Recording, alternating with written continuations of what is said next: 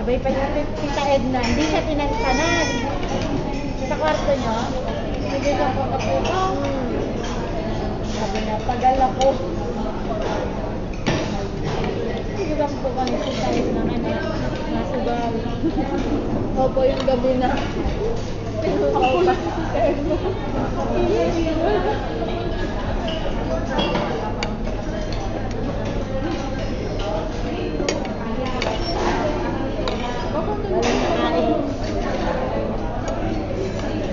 Dito din kanin. Ay, kumakain din siya.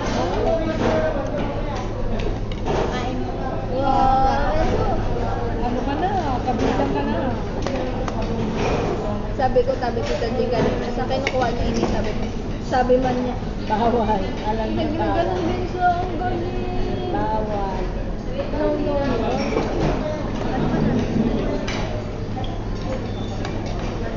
Kasi na, mukugan ka na.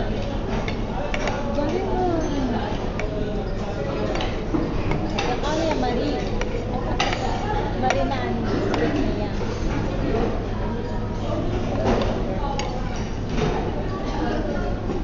Hindi rin maselan sa pagkain. Hindi pa pa na siya nakatikim na matamis, para may